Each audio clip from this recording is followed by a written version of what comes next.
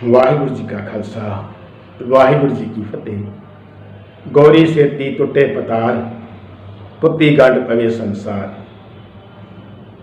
सतगुरु जी फरमान करते हैं कि गृहस्थ जीवन के विच किसी संतान की किलकारी गूंज जाए तो घर खुशियां के खेड़ियां के नाल मुसरतां दे नाल भरिया जाता है।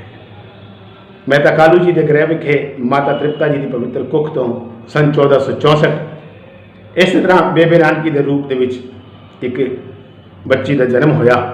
घर पूरा खुशियां के नाल खेड़ियां के नाल भरिया गया। सारे प्यार करते, कोई कहते जी लक्ष्मी आ गई, कोई कहते जी कन्या आ गई, कोई कहते परी आ गई, कोई कहते घर की रौनक आ गई। समा किस तरह लंघिया पता नहीं लग्या। जब नानकी जी 5 साल के होए, रब सच्चे ने फिर रहमत की। बाबे नानक जी का अवतार होया सन 1469। इतना प्यार करती सन नानकी जी अपने छोटे वीर नानक जी को कि हर वक्त पुछड़ चुके हैं, किसी को हाथ नहीं से लाने देंगे कि हाथ ना लाओ मेरा वीर मैला होता है। इलाके के सारे जोड़े निवासी सन ना वो कहते जी भैन भरा की जोड़ी जो कोई आले दुआले के इलाके भी है तो वह नानकी ते नानक दी है। समा लगता गया। जब बेबे नानकी जी 11 साल के हो गए तो बाबे नानक जी 6 साल के, तो बेबे नानकी जी का विआह सुल्तानपुर लोधी के जयराम जी के नाल हो गया। बेबे नानकी जी जयराम जी के घर सुल्तानपुर लोधी आ गए। भाईया जयराम इस वास्ते कहते हैं क्योंकि भाईया पंजाबी के जीजा जी को किया जाता है, तो बाबे नानक जी के जीजा जी सन भाईया जयराम जी।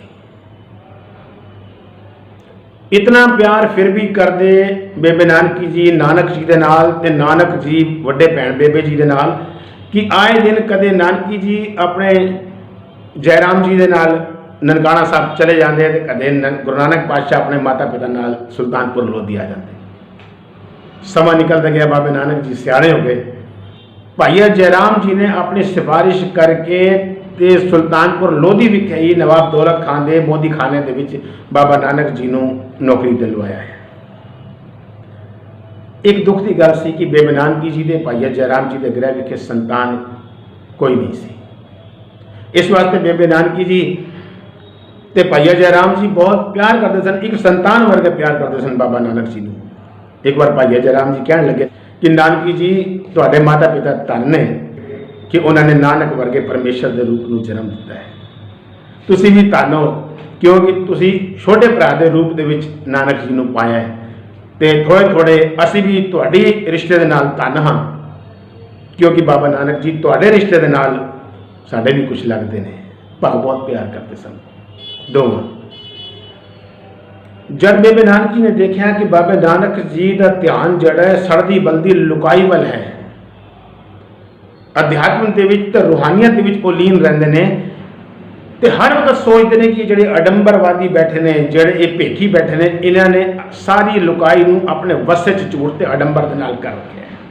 किस तरह इन्हों इस फरेब तो निकालिया जाए। बेबे नानकी जी ने प्रेरणा दी बाबा नानक जी को कि वीर इस संसार नूं लोड़ है तुहाडी, उन्हां दा दुख ते परेशानियां तुसी दूर कर सकते हो। आप भाई मरदाना जी नूं बेबे नानकी जी ने रबाब खरीद के दी ते कहा कि भाई जी तुसी बाबे नानक जी दे नाल वड्डे भरा के रूप दे विच हमेशा रहना है, उन्हां दा ख्याल रखना है। जब 1507 में बाबा नानक जी ने पहली उदासी आरंभ की तो वेई नदी के विच स्नान करके भैन नानकी ते भाईया जयराम जी तो आशीष लेके जो चले तो 8 साल की लगभग 7.5 साल की उदासी 1507 तो लेके 1515 तक है। गुरु प्यारियों एक दिन ऐसा नहीं सी जो बेबे नानकी ने अपने वीर को याद ना किया होवे। भैन नानकी याद करे रो रो के फरियाद करे, आखी उसनू कावा में नित उड़ीका लावा में। ये कवितावां जब असी छोटे सा तो साड़ियां भैनां गुरुद्वारा साहब के स्टेज पर जब कीर्तन करदियां तो कविता भी कदे कदे पढ़दियां सन। ये वो पढ़दियां जब भैन नानकी बै चौके विच तवी ते फुलका पाया, चंद चौदवी दा सोना वीर चेते आया। भाव रोज़ प्रसादे का घर पकते हैं तो रोज़ ही बेबे नानकी जी याद करते गुरु नानक पातशाह को। जब 1515 दिन बाबा नानक जी आए तो पहले भैन नानकी जी ते जीजा जी को अपने मिलन गया है। दूसरी उदासी बाबा नानक जी ने 1517 की थी, सुमेर पर्वत ते कश्मीर की वापसी आए भैन जी को मिलन का अपने भरा के विछोड़े के गम के बेबे नानकी जी बहुत ही कमज़ोर हो गए सन। बहुत ज़्यादा। जब गुरु नानक पातशाह ने तीसरी उदासी ते मक्का मदीना जाना सी तो बेबे नानकी जी ने कहा, वीर हले ना जा, क्योंकि मेरे को हुण इन्ने सवास बाकी नहीं, ना खबरे तुसी वापस आओ तो मेरी तुहाडी मुलाकात ना हो पावे। बाबा नानक जी समझ गए, फिर नहीं गए कुछ दिन वास्ते। कुछ दिन बीते, बेबे नानकी जी जब आखिरी सवास तो संता बाबे नानक जी ने बुलाया तो उन्होंने हाथ घुट के फड़िया, दोनों हथों के नाल प्यार दी गल्लां करते रहे, बचपन दी गल्लां करते रहे, तो गल्लां करते करते करते करते सवास निकल गए। बाबे नानक जी दा मन भी भर आया। उन्होंने उत्थे एक विराग बई शब्द उचारिया जिसदियां दो पंक्तियां ने, बीरा बीरा कर रही बीर भये बहराए, बीर चले घर अपने बहन दे रोज जल जाए। वीर वीर करके हमेशा मेरी भैन मैनू याद करती रही। अज वीर जब घर आया है तो भैन चली गई।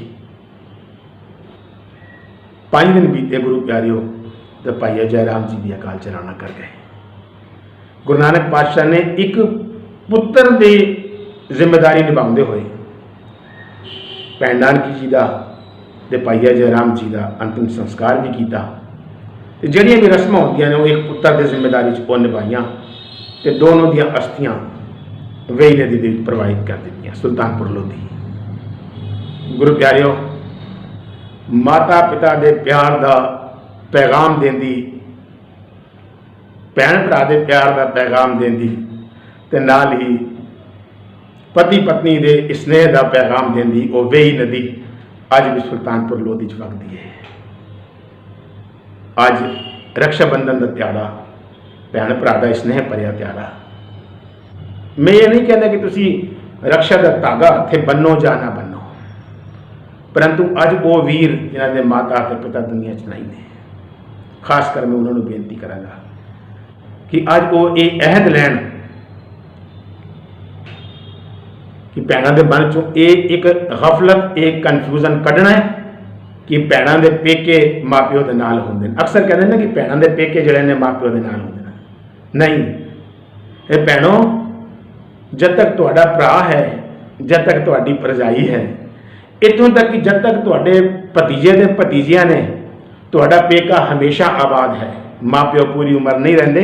तुसी अपने हक दे नाल, हर्ष उल्लास दे नाल अपने भरा दे घर आओ ते खुशियां अते खेड़ दे नाल अपनी झोलियां भर के ले जाओ। हमेशा ये प्यार भैनों का भरावां का आपस में बनया रहे। सतगुरां दे चरणों च अरदास करिए कि सारे पासे सुख होण, किसे नूं ना दुख होण। आमी बाबा नानका तू आमी बाबा नानका, इहो जिहियां खुशियां ले आमी बाबा नानका, इहो जिहियां खुशियां ले आमी बाबा नानका। भुल चुक दी क्षमा। वाहिगुरू जी का खालसा, वाहिगुरू जी की फतेह।